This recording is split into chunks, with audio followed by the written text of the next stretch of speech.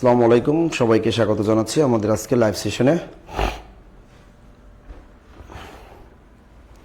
কেমন আছেন সবাই? একটু কমেন্টে জানিয়ে দেন। আমাদের টাইম কিন্তু খুবই স্বল্প থাকে এখন, আমাদের যেহেতু 4:31-32 বেজে গেছে, আমাদের সময় খুবই কম এবং এই কম সময়ের ভিতরে আমরা অনেকগুলো প্রশ্ন কিন্তু সলভ করে ফেলবো। আর আপনারা জানেন যারা প্রতিষ্ঠান প্রধান কিন্তু এবং সহকারী প্রধান কিন্তু অলরেডি কিন্তু আবার সিলেবাস দিয়ে দিয়েছে নিবন্ধনের, সুতরাং যারা আপনাদের পরিচিত যারা আছেন বা আমাদের এখানে যারা যুক্ত আছেন, অনেকে যারা প্রতিষ্ঠান প্রধান এই পরীক্ষাগুলো দিবেন, তাদেরকে বলবো পড়াশোনা করেন। ভালো মতো একটু পড়াশোনা করলে কিন্তু আপনার কিন্তু একটু প্রমোশনটা বেড়ে যাবে, একটা প্রতিষ্ঠানের প্রধান হতে পারবেন। এখন কিন্তু অনেক কিছু ধরাবাঁধা নিয়ম আছে। আগে কিন্তু এই প্রতিষ্ঠানের প্রধান হতে গেলে কিছুই লাগতো না, শুধু ক্ষমতার জোর এবং পলিটিক্যাল পাওয়ার থাকলেই হয়ে যেত। এখন কিন্তু সেটা আর সম্ভব না। আর আমাদের যেহেতু এপ্রিল মাসে আসতেছে আমাদের নিবন্ধনে আবার নতুন সার্কুলার, সুতরাং এই জন্য আমাদের পড়াশোনা করতে হবে এবং বিশেষ পরীক্ষার নতুন সার্কুলার আসতেছে, এসআই সার্কুলার আসতেছে, সার্জেন্ট সার্কুলার আসতেছে, অনেকগুলো সার্কুলার আসবে এবং এই জন্য আমাদের নিজেদেরকে একটু প্রস্তুত রাখতে হবে আগে থেকেই। ঠিক আছে? তাই সবাই একটু কে কেমন আছেন একটু কমেন্টে জানান। আবার কোন জায়গা থেকে আমাদেরকে দেখতেছেন একটু সেটাও কমেন্টের মাধ্যমে একটু জানিয়ে দিন। তাহলে আমরা শুরু করে দেব, কিন্তু দেরি করা যাবে না, কারণ আমাদের সময় খুবই স্বল্প। দিন যতই যাবে আমাদের টায়ার্ড বাড়তে থাকবে একটু, তাই না? তবে রোজা প্রায় কিন্তু শেষ। এবার রোজাটা কিন্তু একদম বেশি কঠিন ছিল না, বলেন? রোজা কি কঠিন ছিল? কঠিন ছিল না। আবহাওয়াটা অনেক সুন্দর আবহাওয়া, নাই গরম, নাই পানির পিপাসা, তাই না? আচ্ছা, কোনটি শুদ্ধ বানান? আমাদের 42তম বিসিএস এর একটা স্পেশাল প্রশ্ন আছে এখানে। নিচের কোনটি শুদ্ধ বানান? একটু বলতে পারবেন নিচের কোনটি শুদ্ধ বানান?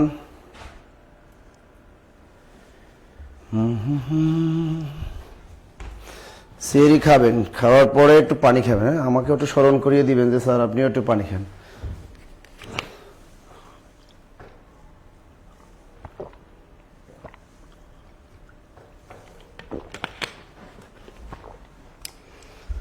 জান্নাতুল ফেরদৌস, ওয়ালাইকুম আসসালাম।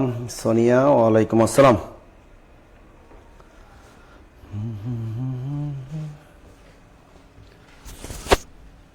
সব জায়গায় লিঙ্ক দিয়ে দে।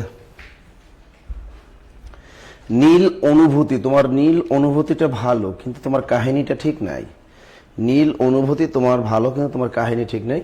বলছে কোনটি শুদ্ধ বানান? ভালো করে পড়বা, তারপর উত্তরটা করবা। ঠিক আছে? এখানে আমরা যদি কাটা শুরু করি, প্রথম যদি এটা কাটি, এখানে কোনটা শুদ্ধ কেউ বলতে পারবা? আচ্ছা, এমবি নবীন মল্লিক, তিনি বলেন স্যার উত্তরটা হবে সি। তবে সবাই কিন্তু ক্লাসটা শেয়ার দিয়ে রাখবেন। হ্যাঁ, শেয়ার দিয়ে, ক্লাসটা কিন্তু খুবই গুরুত্বপূর্ণ। এখানে দেখো উষা বানানটা ভুল। প্রথমেই উষা বানানটা ভুল। উষা বানান শুদ্ধ হলো রস্যু মূর্ধন্যয় আকার উষা। কাহিনী বানানটা আমরা জানি এটাও ভুল। কাহিনী বানান কয়াকারে কা হয় রস্যিকার, দন্ত নয় রস্যিকার, এলো কাহিনী বানান। এরপর দেখো মন বানানটাও ভুল। মন বানান ম দন্ত না, মন 40-এর 1 মন, ওই মন বানানটাও দন্ত না, আর এমনি যে আমাদের মন আছে সেটা দন্ত। সুতরাং সঠিক উত্তর পিনাক। এখন পুরাতন বোর্ড বই কিন্তু পিনাক বানানটা এভাবে ছিল যে নত্য সত্যবিধান অনুসারে পিনাক বানানটা কিন্তু এভাবে ছিল, পিনাক।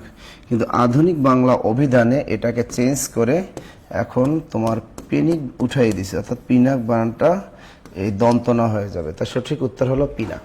ক্লিয়ার সবাই? স্যার স্ক্রিনে লেখা উঠে যার কারণে আমি কিছু দেখতে পাই না, বন্ধ করবো কিভাবে? কিসের স্ক্রিন? আচ্ছা, লিখছেন সবাই?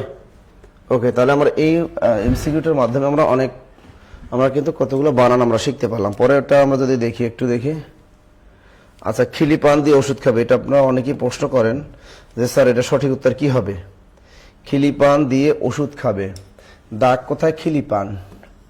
অনেকে এটা বলেন যে স্যার এটা একটা উপকরণ, মানে করণ কারকে টিক দেন অনেকে। আসলে দেখেন এটা করণ কারক হবে না, এটা হলো অধিকরণ কারক, এটা মনে রাখবেন। খিলি পান, একটা পান একটা থাকে, তার একটা স্থান, পুরো পানের শরীরটা জুড়ে একটা স্থান থাকে। তো এই পান এর ভিতরে আমরা কি করি? সুপারি টুপারি দেই এবং এর ভিতরে একটা কি করি? খিলি পান, ওই পানটার ভিতরে একটা ট্যাবলেট রাখি এবং ভাঁজ করে আমরা খেয়ে ফেলি, তখন সেটা স্থান হিসেবে কাজ করে। তো খিলি পান দিয়ে ওষুধ খাবে, এখানে খিলি পানটা হবে অধিকরণ কারক। কোন কারক? অধিকরণ কারক। যেহেতু কোনো বিভক্তি নেই এই জন্য এটা হবে অধিকরণের শূন্য। কি হবে? অধিকরণে শূন্য। মনে থাকবে, এটা পুরাতন বোর্ড বইয়ে এই উদাহরণটা হুবহু দেয়া আছে। ঘূর্ণিঝড় হয়, কারেন্ট নাই, কেন ঘূর্ণিঝড় হয়েছে কোথায়? তোমার এলাকায় কোথায়, কোন এলাকায় ঘূর্ণিঝড় হলো হঠাৎ? এখন একটা প্রশ্ন আসলো, গতানুগতিক এর সন্ধি বিচ্ছেদ কি? এই প্রশ্নটা কিন্তু অনেকবার পরীক্ষায় এসেছে এবং আবার আসবে আপনাদের। গতানুগতিক, তো গতানুগতিক এই যেখানে নজর দেবে, মূল শব্দ হলো গত। গত, গত যোগ অনুগতিক না, গত যোগ আনুগতিক নাকি অনুগতিক? অনুগতিক। গত যোগ অনুগতিক, তাহলে গত যোগ অনুগতিক সমান সমান গতানুগতিক। তাহলে সঠিক উত্তর কোনটা? গত যোগ অনুগতিক সমান সমান গতানুগতিক। লিখেছেন সবাই? স্যার সাদিয়ার অবস্থা ভালো না, দোয়া করবেন সবাই। কোন সাদিয়া? কোন সাদিয়ার অবস্থা ভালো না বলো? সাদিয়া কে? হুই সাইদ সাদিয়া? অধিকার করো, অধিকার করো। শামসুন্নাহ, শামসুন্নাহ। সাদিয়া কে? নবীন মল্লিক, মাকসুদুল্লাহ। ওকে, দুধ রাখেন। পরেরটা আমরা যদি দেখি, এখানে কি বলছে? দই পায়ন শব্দের সন্ধি বিচ্ছেদ কি? আমরা মোটামুটি পারি এটা। আসলে দই পায়ন এটা মূলত একটা প্রকৃতি প্রত্যয়জনিত শব্দ, যেহেতু সন্ধি হিসেবে ধরেছে। এটা বিশেষ পরীক্ষায় এসেছে আমাদের একবার, 35তম বিশেষ পরীক্ষায়। ইদানিং অনেক নন কাটার পরীক্ষা এটা ধরে। দই পায়ন এর মূল হলো দ্বীপ। দ্বীপ বানানটা দ নিচে বফলা পদ, দ্বীপ যোগ আয়ন। তা আয়ন হলো একটা প্রত্যয়, দ্বীপ যোগ আয়ন সমান সমান দই পায়ন। দ্বীপ যোগ আয়ন সমান সমান দই পায়ন। মনে থাকবে তো? ওয়ালাইকুম আসসালাম। রিজওয়ান আলী, রিজওয়ান নীল অনুভূতি, আমাদের মারিয়া মিতা নূর, আমাদের রিজওয়ান আলী, আব্দুল্লাহ সাদিক। ওকে, লিখছেন। আমার 4টা এমসিকিউ আমরা শেষ করে ফেললাম। আমার 5 নম্বর এমসিকিউ চলে যাব। বজ্জাত, কোন সন্ধিগঠিত শব্দের মধ্যে যদি সেম ডাবল ব্যঞ্জন থাকে, তাহলে প্রথম ব্যঞ্জন উঠে তার পরিবর্তে আমরা খণ্ডতা বসিয়ে দিই। বাট এটা কিন্তু ওই নিয়মের ব্যতিক্রম। বজ্জাত, বজ্জাত মানে যেটা খারাপ। তা ব দ, এখানে দ নিচে হর্ষ চিহ্ন দেবেন। বদ, বদ মানে খারাপ। তা বদ যোগ জাত সমান সমান বজ্জাত। বদ যোগ জাত সমান সমান বজ্জাত। বদ মানে খারাপ, এখানে আছে বজ্জাত। বদ দ নিচে হর্ষ চিহ্ন, বদ যোগ জাত সমান সমান বজ্জাত। Sumai Akter Shimu, good good good good good good. Rizwan Ali, Tulika Tuli. বজ্জাত, হ্যাঁ সহজ, কিন্তু কঠিন কিন্তু ছিল না আমাদের, মোটামুটি সহজই ছিল এটা। পরের প্রশ্নটা দেখি। ঢাকা থেকে প্রকাশিত প্রথম সংবাদপত্রের নাম কি? কে বলতে পারেন? এখন দেখে, ঢাকা থেকে প্রকাশিত প্রথম, এখানে বলছে ঢাকা থেকে প্রকাশিত প্রথম সংবাদপত্রের নাম কি? প্রথম সংবাদপত্র, ঢাকা থেকে প্রকাশিত প্রথম সংবাদপত্রের নাম কি? এই যে দেখে, রংপুর বার্তাবাহ, এটা হলো বাংলাদেশ ভূখণ্ড থেকে প্রকাশিত প্রথম সংবাদপত্র। এটা লিখে রাখেন, বাংলাদেশ ভূখণ্ড থেকে প্রকাশিত,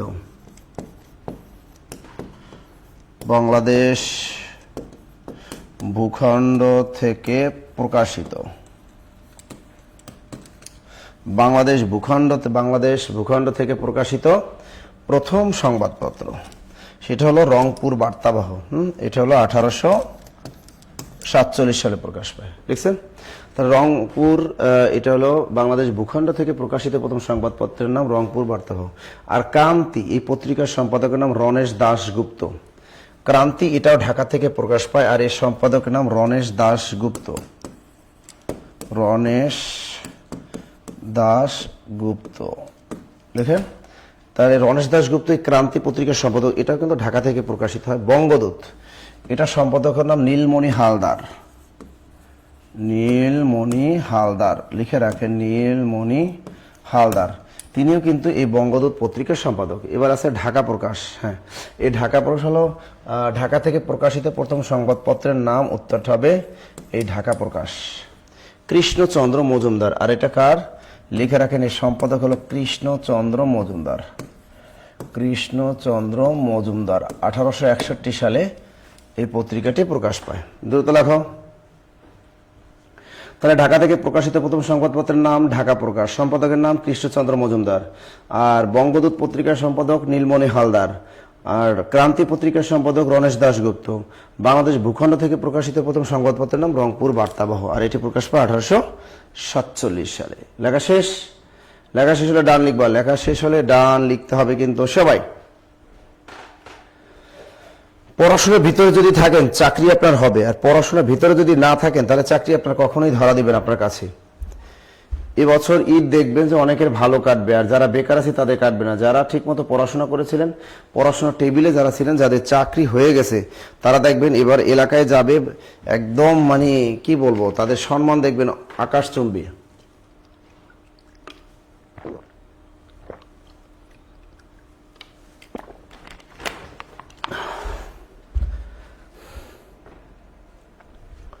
আচ্ছা, পরের প্রশ্নটায় আমরা চলে যাই একটু।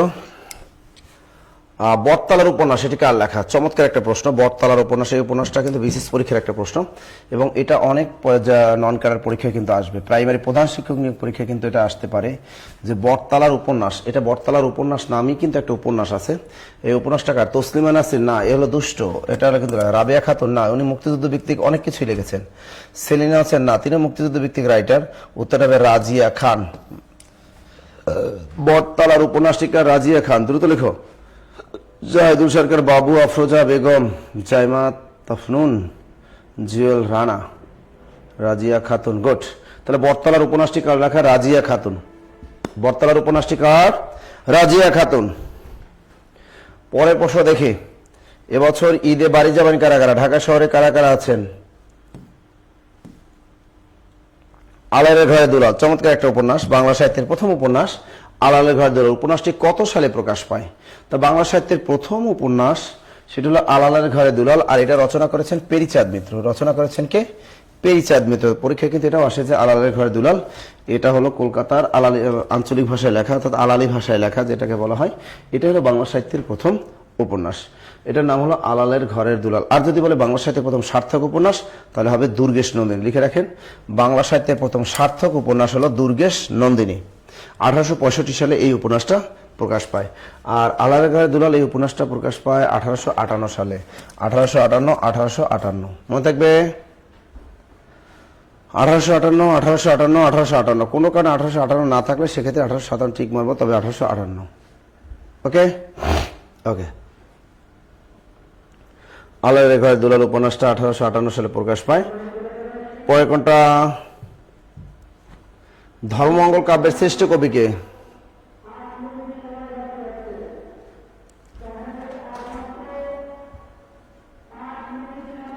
দেখো, ধর্মমঙ্গল কাব্যের আদি কবি ময়ূর ভট্ট। লেখো আদি কবি। ধর্মমঙ্গল কাব্যের আদি কবিকে? ময়ূর ভট্ট।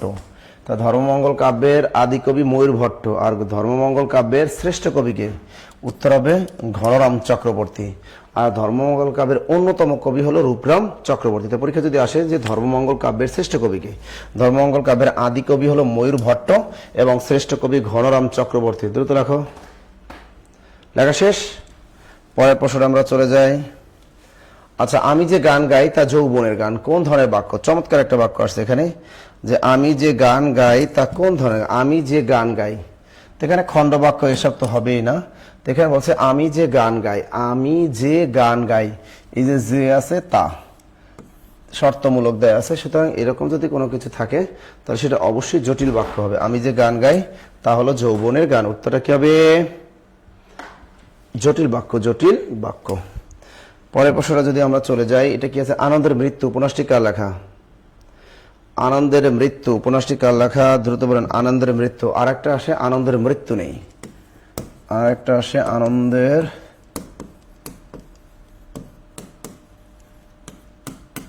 আনন্দের মৃত্যু নেই। এটা প্রবন্ধটি, এটা কার লেখা? মহাদেব সাহা। মহাদেব সাহা, খেয়াল থাকে যেন। আনন্দের মৃত্যু নেই, এটি কার লেখা? মহাদেব সাহা। আর যদি শুধু বলে আনন্দের মৃত্যু, তা আনন্দের মৃত্যু আছে কার? সৈয়দ শামসুল হক, তিনি কিন্তু মারা গেছেন। সৈয়দ শামসুল হক। তা আনন্দের মৃত্যু আছে কার? সৈয়দ শামসুল হক। যেহেতু একটু লিখে ফেলি, সৈয়দ শামসুল হক। আর আপনাদের কিন্তু একটা অফার চলতেছে, গতকাল কিন্তু আমাদের মমিনুল স্যার কিন্তু একটা অফার দিয়েছেন, অর্থাৎ ঈদ সালামি অফার। আমরা প্রতি বছর কিন্তু ঈদে একটা অফার দিয়ে থাকি। আজকে গতকাল কিন্তু আমরা সেই ঈদের অফারটা কিন্তু দিয়ে দিয়েছিলাম। আজকে কিন্তু সেই অফারটা কিন্তু চলমান আছে। আপনাদের যে টাকা যা আছে, যারা এতদিন ভর্তি হতে পারেন না, টাকার জন্য যারা ভর্তি হতে পারেন না, তারা আমাদের যে অ্যামাউন্টটা আপনাদের কাছে আছে ওই অ্যামাউন্টটা দিয়ে আপনারা আমাদের সাথে যুক্ত হতে পারবেন। সর্বনিম্ন অ্যামাউন্ট দিয়ে আপনারা যুক্ত হতে পারবেন। আমাদের হটলাইন নাম্বারে কল দিয়ে আপনারা সেই সুযোগটা কিন্তু পাবেন আজকে। সুতরাং ঈদ সালামি এটা মিস করবেন না, কারণ একটা ড্রেস এবার না কিনলেন, কিন্তু সামনের বছর যেন জব করে আপনার 1000টা ড্রেস আপনি কিনতে পারেন। তা আনন্দের মৃত্যু উপন্যাসটি রচয়িতা সৈয়দ শামসুল হক, আর আনন্দের মৃত্যু নেই, এটা হলো মহাদেব সাহা। পরে দেখো ময়মনসিংহ গীতিকার শ্রেষ্ঠ পালাটির নাম কি? চমৎকার একটা প্রশ্ন। ময়মনসিংহ গীতিকার শ্রেষ্ঠ পালাটির নাম, ময়মনসিংহ গীতিকার শ্রেষ্ঠ পালাটির নাম মলুয়া, কাজল রেখা, দেওয়ানামদিন নাকি মহুয়া? হ্যাঁ, ময়মনসিংহ গীতিকার শ্রেষ্ঠ পালাটির নাম হলো মহুয়া। আর ময়মনসিংহ গীতিকার প্রথম পালাটির নাম কি? দেওয়ানা মদিনা, এটা হলো প্রথম পালা, এটা হলো প্রথম পালা। তা ময়মনসিংহ গীতিকার প্রথম পালাটির নাম কি? দেওয়ানা মদিনা। ময়মনসিংহ গীতিকার পালা আছে কয়টি? 10টি, লিখে রাখেন। ময়মনসিংহ গীতিকার পালা আছে 10টি, প্রথম পালাটির নাম দেওয়ানা মদিনা। এই দেওয়ানা মদিনা পালাটির রচয়িতাকে মনসুর বয়াতি, লিখে রাখেন, মনসুর বয়াতি। তা দেওয়ানা মদিনা এই পালাটির রচয়িতাকে মনসুর বয়াতি, লিখছেন? তাহলে ময়মনসিংহ গীতিকার শ্রেষ্ঠ পালাটির নাম মহুয়া। মহুয়া পালাটির রচয়িতা দিস কানাই, এটা লিখে রাখেন। মহুয়া পালাটির রচয়িতা দিস কানাই, লেখেন মহুয়া পালাটির রচয়িতা দিস কানাই। আসে কিন্তু এই ময়মনসিংহ গীতিকা, পূর্ববঙ্গ গীতিকা, ময়মনসিংহ গীতিকা থেকে কিন্তু প্রচুর পরিমাণ প্রশ্ন ধরে। তারা কি লিখলাম যে ময়মনসিংহ গীতিকার শ্রেষ্ঠ পালাটির নাম মহুয়া। মহুয়া পালাটির রচয়িতাকে, উত্তরটা হবে দিস কানাই।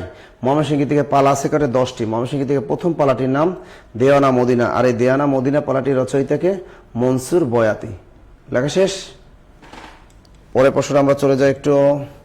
দেখো মধ্যযুগের বাংলা সাহিত্যের শ্রেষ্ঠ নিদর্শন কোনটি? চমৎকার প্রশ্নটা, অনেকবার আসছে কিন্তু আমি বারবার পড়াই এটা। মধ্যযুগের বাংলা সাহিত্যের শ্রেষ্ঠ নিদর্শন হলো শ্রীকৃষ্ণ কীর্তন কাব্য। না, মধ্যযুগের বাংলা সাহিত্যের শ্রেষ্ঠ নিদর্শন হলো বৈষ্ণব পদাবলী, মনে থাকে জানো। আর মধ্যযুগের প্রথম নিদর্শন বাংলা সাহিত্যে, সেটা হলো শ্রীকৃষ্ণ কীর্তন কাব্য, লিখে রাখেন। মধ্যযুগের বাংলা সাহিত্যের প্রথম নিদর্শন, তো মধ্যযুগের বাংলা সাহিত্যের প্রথম নিদর্শন কোনটা? শ্রীকৃষ্ণ কীর্তন কাব্য। আর এই শ্রীকৃষ্ণ কীর্তন কাব্যটির মূল রচয়িতা হলো বরুচণ্ডী দাস। বরুচণ্ডী দাস। আর চর্যাপদ হলো বাংলা সাহিত্যের প্রথম নিদর্শন, এটা হলো বাংলা সাহিত্যের প্রথম নিদর্শন, অথবা প্রাচীন যুগের প্রথম নিদর্শন, অথবা লিখতে পারেন প্রাচীন যুগের প্রথম নিদর্শন। প্রাচীন যুগের বাংলা সাহিত্যের প্রথম নিদর্শন হলো চর্যাপদ। বৈষ্ণব পদাবলী, পদাবলী বানানটা একটু রসিকে দাও।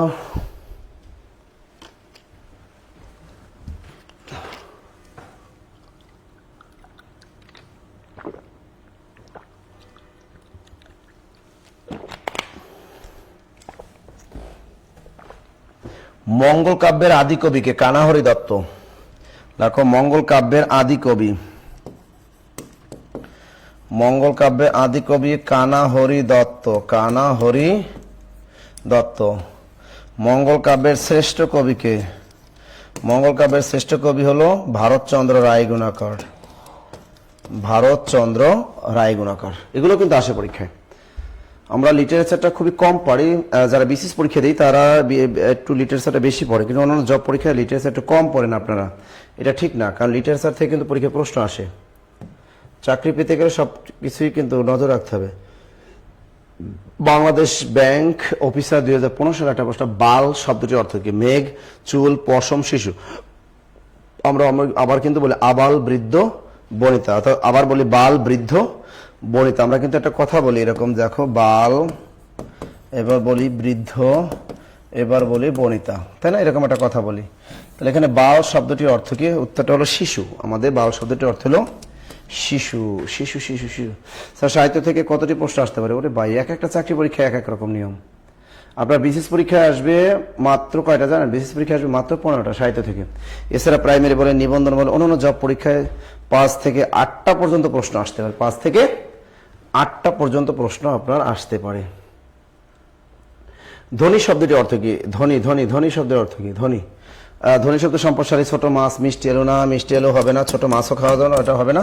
সুন্দরী স্ত্রী, কার কার সুন্দরী স্ত্রী আছে বলতো? সুন্দরী স্ত্রী আছে কার কার? এই যে, তাহলে ধ্বনি শব্দটির অর্থ সুন্দরী স্ত্রী। আর ধনি ধ নয় দীর্ঘিকা যদি থাকে তাহলে উত্তরটা তো সম্পদশালী। লিখছে সবাই? ওকে, পরের প্রশ্ন যদি আমরা একটু দেখি কই গেল? তার ধ্বনি শব্দের অর্থে কই গেল? ধ্বনি, ধনী শব্দটির অর্থ সুন্দরী স্ত্রী, আর ধন অস্কিনী, ধন অস্কিনী, ধনী শব্দের অর্থ সুন্দরী স্ত্রী। আর কি বলেছিলাম, ধন আর দ্বিগুণী, এই ধনী অর্থ হলো সম্পদশালী। ওকে, এখানে ছোট মাছ, ছোট বানানটা খেয়াল করো, ছোট বানানটা কিন্তু ঠিকই আছে, আমরা অনেকে ভুলে লিখি ছয়কার ছোট, ছোট, এই ছোট বানানটা ভুল, শুদ্ধ হবে ছয়কারে ছোট, টয়কার টো, ছোট। আবার বড় বানান আমার ব ডয়বিন্দুর ভাবে লেখা, সেটা হবে না, হবে ব ডয়বিন্দু রয় ওকার, বড়। তো বড় বানান ছোট বানান, এই বানান দুটো খেয়াল রাখো, বড় বানান আর একটা ছোট। এই সুন্দর স্ত্রী আছে কার কার বলো, কার কার আছে সুন্দর স্ত্রী? দ্রুত দ্রুত দ্রুত দ্রুত, কার আছে সুন্দর স্ত্রী, কার কার আছে?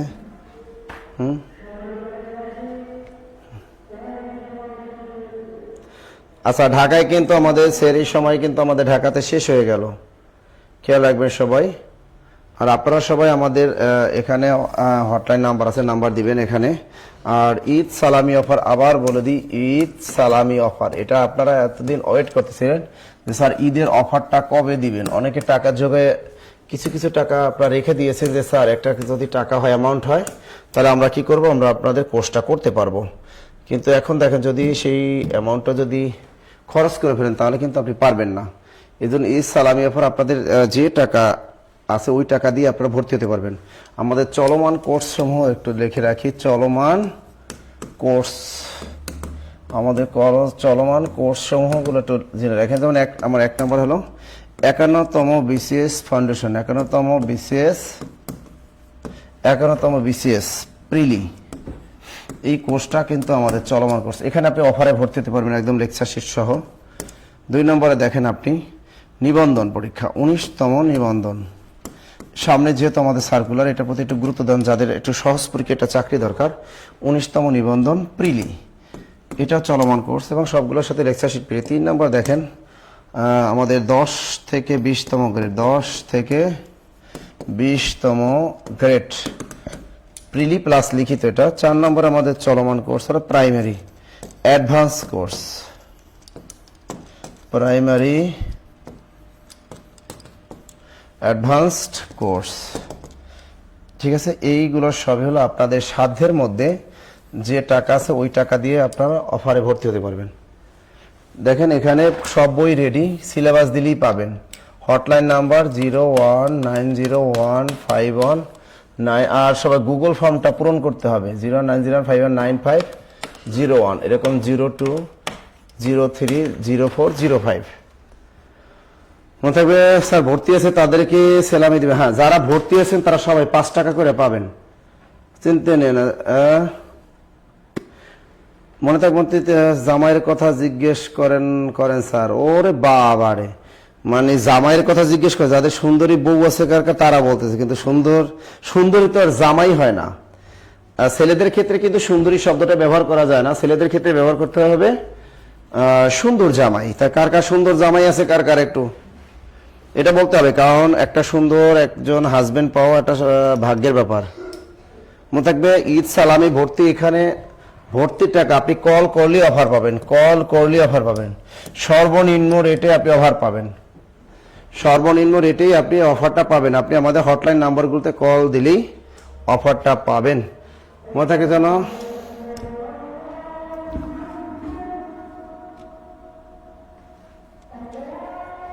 ফোন নাম্বারটা আবার দিয়ে দিই আমি,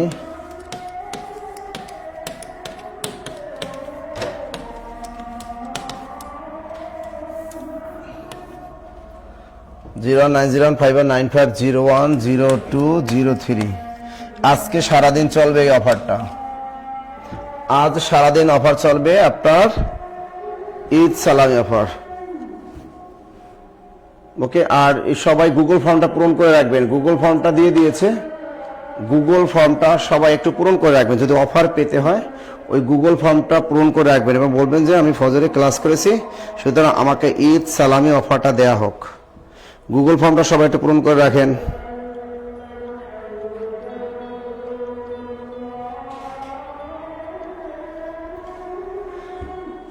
স্যার আমি সুন্দর জামাই, বা জাকিরুল ইসলাম, বাহ স্যার আমি কিন্তু সুন্দর, রহমত ভাই, বাহ বাহ, কার কার সুন্দর সুন্দর জামাই আছে একটু হাত জাগাও।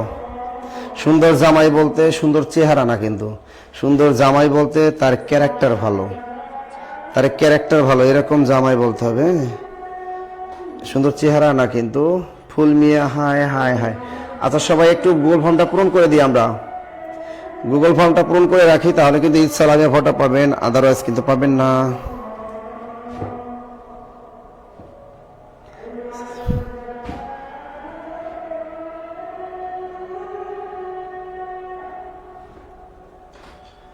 স্যার কলেজ বাংলা নিবন্ধন ভর্তি আছে কিন্তু সাবজেক্টিভ ক্লাস পাই না, কেন পাও না? অফিসে ফোন দাও, পেয়ে যাবা।